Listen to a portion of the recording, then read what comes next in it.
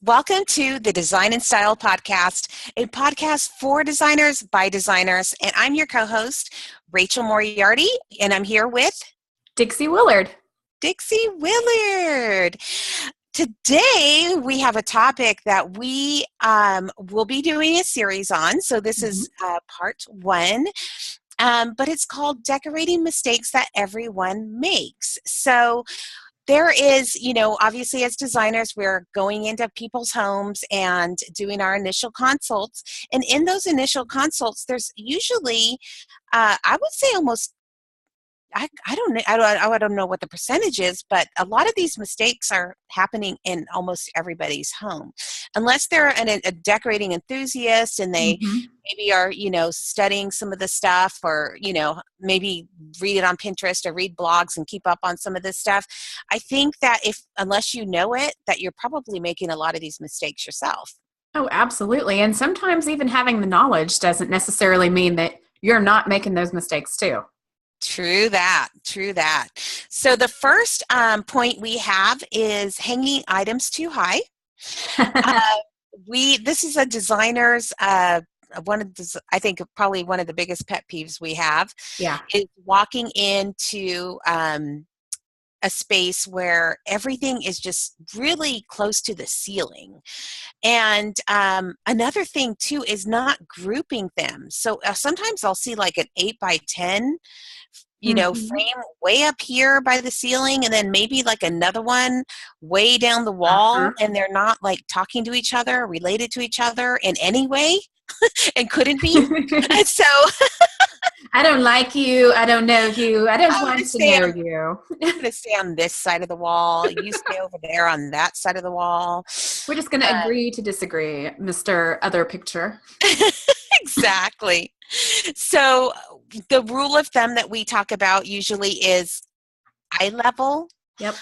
Yeah. You want to tell how tall your husband is and what his eye level is? 6'4", and at 6'4", his eye level is not the same as my eye level, which is 5. I'm 5'6", and his mom is 5'2". That's me. I'm 5'2". Yep. Not all the same eye level. So when we talk about eye level, we're not talking about one person's eye level in the house, because trust me, it's going to not be right for everybody. You're looking for an average. You want an average eye level, which is about, what would you say, 5'4"-ish? 5'4"? Well, looking at my artwork going, maybe. At any rate, it should be a normal height.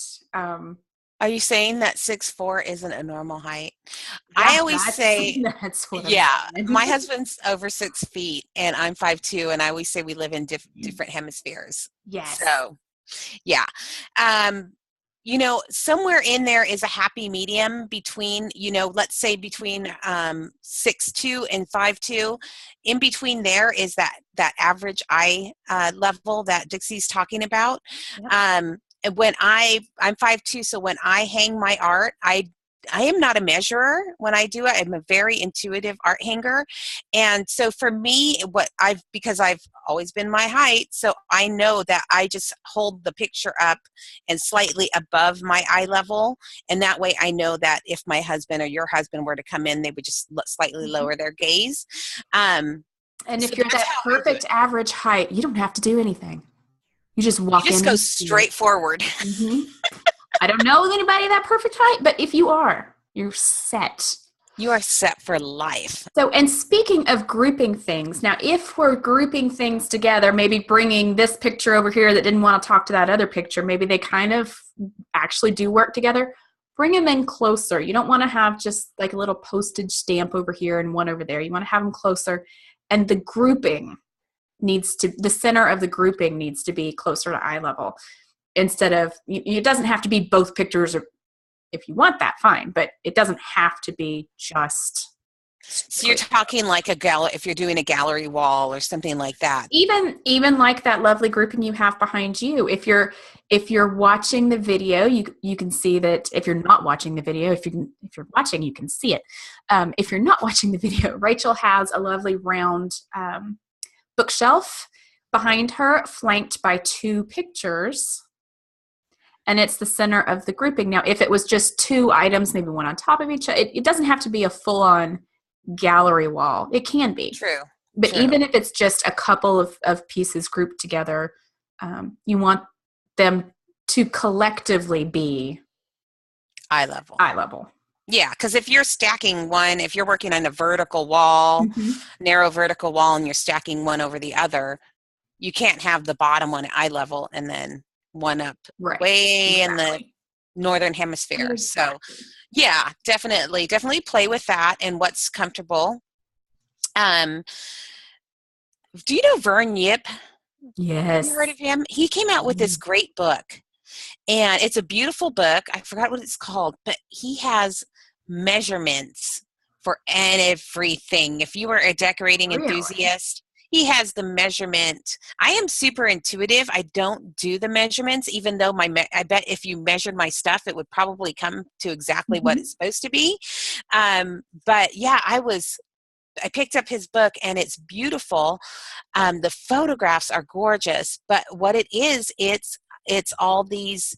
So for a person like you that loves numbers. What's funny is I don't hang artwork like that. You don't? No, you're an intuitive hanger. I'm intuitive for the artwork. Yeah.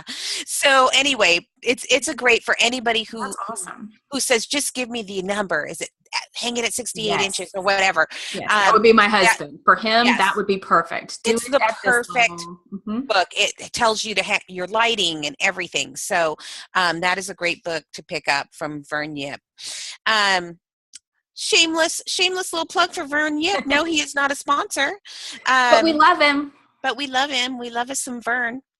The second one that we're decorating mistake is pushing all the furniture against the wall. I have been in some big rooms, and I will walk in and all of the furniture is against the wall, and there's like a dance floor in the middle practically with absolutely nothing on it. And, as soon as I walk in, I start thinking about like, well, what about like during holidays, or what if they have people over and, you've got one person over on this wall and one other person over, and that's when they bring out the disco ball down from the ceiling and use that dance floor as a dance floor. There you go. They must do that because, a lot of people are doing that in their homes, in their family rooms. You want to be able to have conversations. You want to create these conversation areas across the room. Yeah. Yeah. Especially with these multiple pieces of furniture. And an area rug is a great way to anchor those spaces, especially if you've got this huge square room. It will make the room feel cozier. There'll still be plenty of room to walk around and get around everybody. And then you've created this cozy conversation place. And it's just not awkward. I don't know. I don't know. I don't know why people do that. I think it's because that they don't realize that there are more options out there, or they just don't know what to do. That a lot of us do things that our parents did, honestly. True. Yeah, that's true. That's true. So all the furniture against the wall, of course, there is the caveat on that one, because we do understand that there are some small homes. Yes. Dixie and I both live in small homes, and mine is sort of rectangular shape. So I do have my furnishings against the wall, but there is depth to them too. It's not just everything flat against the wall. I do create depth in my rooms. So there is a way to balance that if that is the only thing that you can do in your floor plan. So don't think that we're saying you can never, because I've seen that problem too. People have heard that they can't put things up against the wall, and so they pull them in, and it doesn't make sense because the space is already on the cozy side. Yes. So exactly. It's okay. Both ways. It's okay. The third one is not valuing your existing items. And so for me, I am I'm certified as an interior redesigner. So usually what I do is I go in and work with existing spaces and existing items. So where Dixie likes to do the builder stuff, where she, likes to be on construction sites and put up the walls and all that stuff. Did you see me? I just literally bored myself. I kind of floated off while I was talking about that. That was so weird. Did you see me do that? I did. It was kind of funny. Even just talking about that, I can't, does not hold my attention. It is so crazy. I go in and I start once the 4 walls are up, and I start with the paint and with people's existing inventory. And a lot of times I'll go in and they are not valuing what they have. And a lot of this stuff is so meaningful. It's been, family members have passed it on to them, or they've, maybe it's your first big piece of furniture you and your husband bought. It might not be your style today, but there are ways to repurpose it to make it work in your home today. So when I see that, my heart breaks a little bit every time. What about you, Dix? Do you deal with that as well a little absolutely. bit? And between the moving that I've done and seeing people who've been, especially people who have traveled quite a bit and gotten pieces of furniture here and there, sometimes after a while, the pieces that they got don't mean quite as much. And it just makes me sad, because they've got these incredible pieces that really, there's nothing wrong with the pieces, and they're actually still attached to them when you hear the stories. They just need to showcase them in a different way. Yes, that's what it's, absolutely. You need somebody who is talented at taking those stories and that item and reconnecting it back to you in your daily life now, which is, I guess, would be one of our superpowers. What do you think? I would say so. Yeah. Because I've had people, when I'm done with their spaces, literally cry because, and not, not like that HGTV cry, but somehow I'm, finding something and showcasing it, and then they come into the room and they're like, oh my gosh, all of a sudden they're like, how did you know my grandmother's blah blah blah, whatever, was so meaningful, and whatever, maybe I found it in a cabinet or found it put away in a closet or something like that, and I just thought, maybe I'll bring this front and center, and just kind of made everything work. And they're crying. I mean, there is, like you said, there is that connection, but they haven't showcased it, they haven't put it out intentionally. And so that is, really take a look at your own inventory that you have now, and don't poo-poo it. Have a little gratitude, and think of ways that you can, if you have to repurpose it. I do that all the time. I take a nightstand and bring it into a living room, or turn this into something else. And I'm always doing that with like buffets. I'll take the top drawers out and I'll have it repainted, and I'll turn it into a media chest, stick some holes in the back, and make it hold components. There's all kinds of things that you can do. So if it's something is meaningful to you, please keep it and try to repurpose it. Yes. And think about the fact that sometimes it just needs a different space to live in. It may not be happy in that space where you have it. It needs a different space. Yeah. And a lot of these items aren't super valuable. I mean, I have items that we've inherited that I could not touch because they're $10,000 or whatever. You can't, there are some that, but there are some that are more meaningful than valuable. And in that case, you can do some changes to it. Even sometimes switching out, updating the knobs on it, or the drawer that pulls. makes a huge difference. Huge difference. If the wood is in great shape, but maybe, the knobs are outdated or something. Right now, brass is having a huge moment. If you add some brass on something, it's going to really update it, I don't know if it's having a moment for you, but it's having a moment for me. I wouldn't say it's having a big moment for me, but maybe. Design and slow style. When it comes. Design and style, everyone. Just saying. So that was point 3. Point 4 is trying to like copy a neighbor, or maybe even a certain designer. A lot of times we have these great design bloggers on Instagram, and I love their feeds. I mean, I see some of these designers that do these white, airy rooms with white furniture and layers of texture, but it's so white. And yes, it's beautiful and it looks so amazing on an Instagram feed. But that would be weird if I lived in one of those homes, because I'm such a colorful person and so saturated in my colors and my global influences, like from living in the Middle East and spending a lot of time in Mexico. All of those are part of my story and part of me, and that would just be weird if I lived in a white, you know what I mean? It would just be I'm trying to picture it right now, and it just makes me sad to think about you trying to live in a white box like that. And not just because you have, a small child, but also because you're just so bright and bubbly and colorful and bold that, and that's actually something that my husband had to learn, was that just because I appreciate something in a picture or in a store or something like that does not mean that I feel like I need to have it and live with it, because your home needs to tell your story, not. Here's a perfect example. I absolutely love going to castles and cathedrals and architecture from medieval times. And I don't want to live like that. I'm not a big goopy ornate gilded gold. No. But I love to visit. Probably some brass in there. Just saying. Oh no. Never mind. I don't like it anymore. Absolutely. And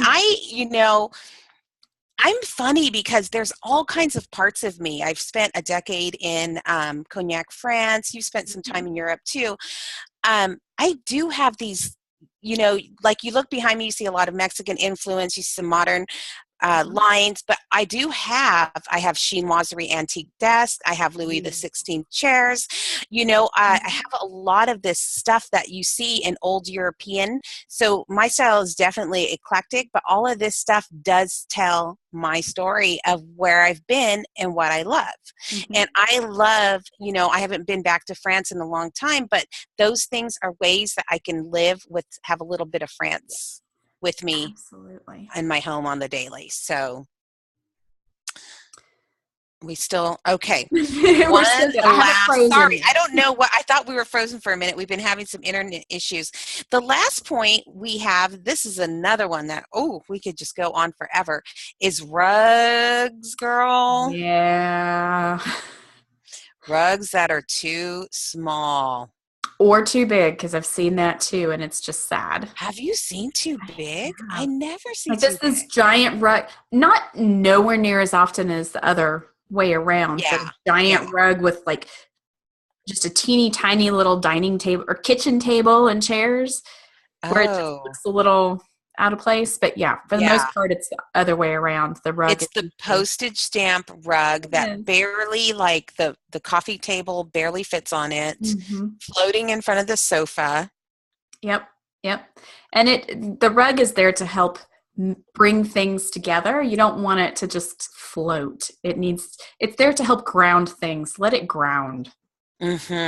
Anchor, like it's like an island. I always think of it as an island, and everything has to touch the island a little bit. So, I've just suddenly pictured the game that we used to play as a kid when you had to touch it but not touch. You know what I mean? I can't even. What game was that? I can't think of it either. But there was, exactly like that. Only with furniture. All your furniture wants to be on the island, and so that's why we say you don't have to buy a rug large enough to go under your sofa, but the front of your sofa at least has to touch the rug. If you have a couple of armchairs, those have to touch the rug. Everything, that's the kind of glue that holds everything together. So, and if it's a table and chairs that you have, you do need enough space to be able to pull out the chairs, but you don't want the chairs to fall off. You don't want the chairs to fall off, and you don't want them to be able to pull out so that 6 people could stand in a line in a choo-choo train behind you and still be on the rug. Balance. That would be terrible. Can you imagine? That would be absolutely horrific. Clearly, I have childhood games stuck in my head for some reason. I'm just playing today.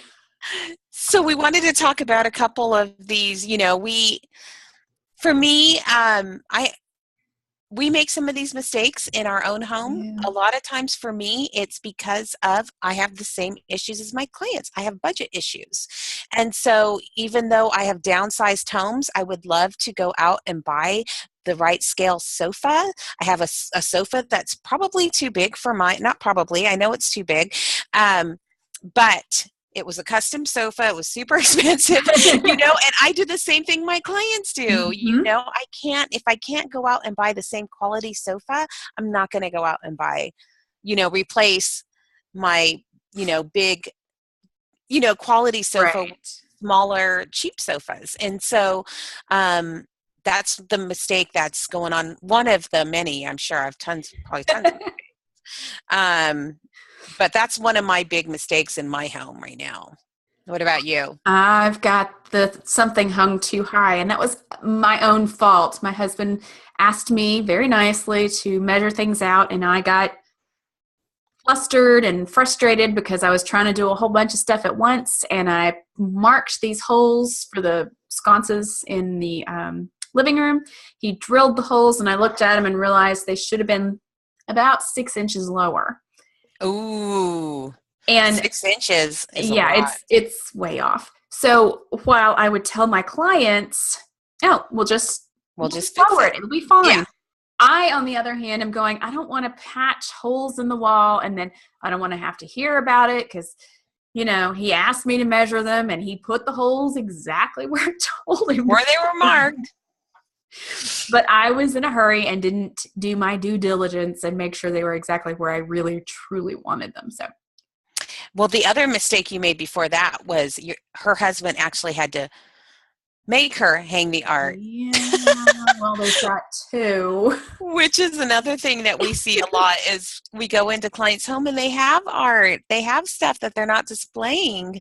Either they're afraid to hang it wrong, or they've made it too precious, or like me, it's just become a tradition. The running joke in my family was always that, oh, mom's put the artwork up, it must be time to move. Because it never failed, whether it was it was never on purpose, but within about 3 months of me finally putting stuff up on the walls and having everything the way I wanted it, we would get orders. So I think for me, it just became a thing of, well, I don't want to have to move again, so I'm just going to wait. And so when we moved here, my husband said, now, we're not moving again. We're here for quite a while. Okay. Don't wait. We're going to put this stuff up right now.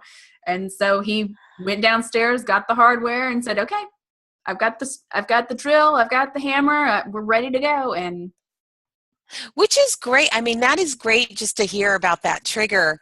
Because that is a lot of the mistakes in our homes, whether they be budget issues or, that's a trigger, you putting up the art, which in the past signified, you guys packing up and moving again. Yeah. So we get it. I mean, definitely we just want to share with you that we get it. We live it ourselves. And, that's why working with a design professional or, sometimes we even call ourselves design coaches because we just kind of get you, especially if you've got that trigger, emotional trigger, we get you where you really want to be because you really want to live with your stuff. You really want your artwork displayed because it's so much nicer to live among stuff you love. I love all of the pieces that I have. I got them for a reason, and having them up makes me so incredibly happy. Especially for a military family, I would think it would make your house feel like home finally when you're at a new city, in a new home. Absolutely. And so, and if you're moving it from home to home and maybe even country to country, definitely live with your stuff. So I guess in this particular case, my husband fulfilled the role of design professional saying, okay, it's okay. You're going to be fine. Let's get this taken care of, and you'll be happier with it the way once you fix what you're doing wrong. Yeah. Which in my case was not putting anything on the wall. So, sometimes we have to be coached too. Yes, absolutely. We need someone to take our hand and bring us through the process. I would love to be able to say I am the perfect designer who never needs any help at all.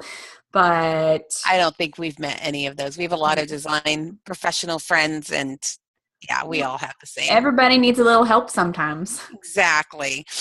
And I think that wraps everything up. I think that does. Yeah, but like we said, though, this is going to be a series because we stopped at 5, but I'm sure now that we've talked about it, I'll be like, oh, I want to talk about that design mistake I make in my house too. Absolutely. And we would love to hear from you about design mistakes that you see all the time or things that just drive you absolutely nuts. So feel free to hop on over to the Design+Style podcast on Facebook, or not just the page, but also the group, or you can even hit us up on Design+Style podcast on Instagram. Absolutely. All right, you guys, have a great day. Thanks, and we'll talk to you next time.